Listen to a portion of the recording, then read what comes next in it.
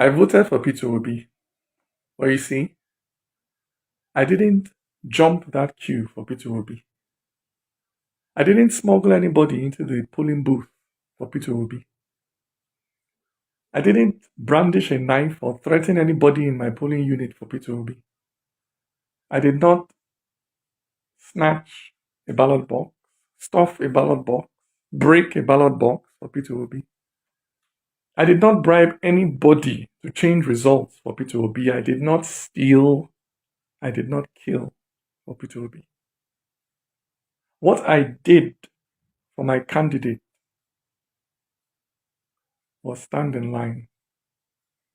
From 8 in the morning on Saturday till 8 in the morning on Sunday. And when the sun got too hot and I thought of going back home, I remembered shot to death on the train to Kaduna. And I stood. And when the heavens opened and poured down rain, and I thought of running to find shelter, I remembered. Stuck at home because of ASU strike. And I stood.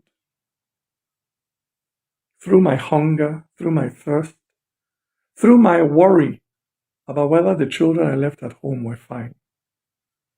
I stood. Because what I wanted to give my candidate, what I ended up putting in that box, was not a piece of paper. What I ended up putting in that box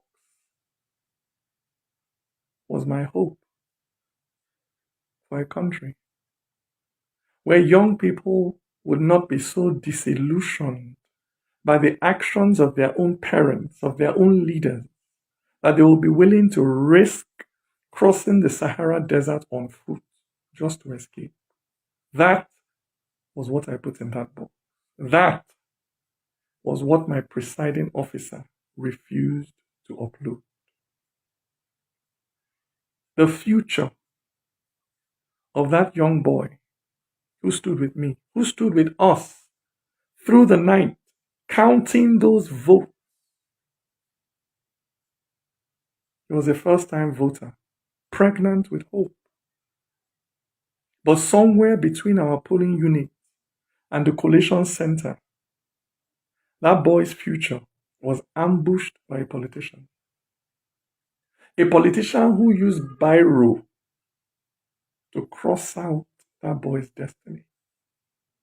A politician who found where that boy had written hope and wrote over it new words, hopeless.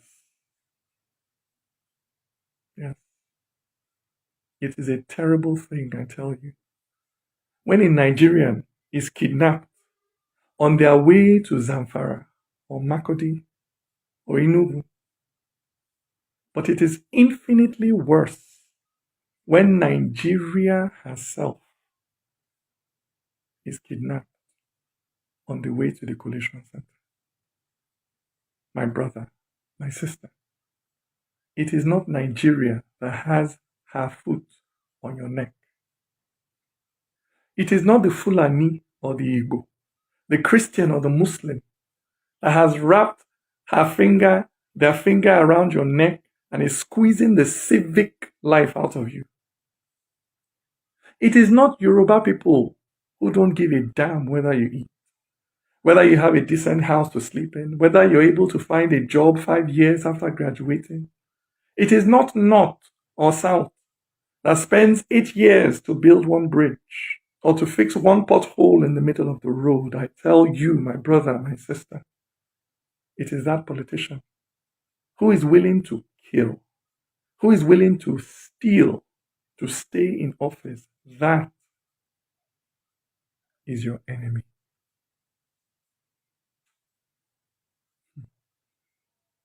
But like the serially abused, many of you have fallen in love with your kidnappers.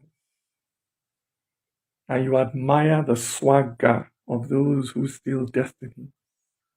You admire the confidence of those who use the future of the Almajiri to fuel their cars. But not me. Me, I would rather be a gate man in heaven than a king in hell. Me, my heart will always be there, standing in line with that young boy, waiting patiently for that day when our hopes will come. Mahmood Yakubu, count our hope.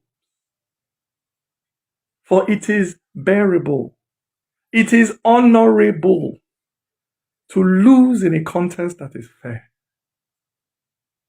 But nobody who steals political power will use it for good. Mahmood Yakubu, count our vote.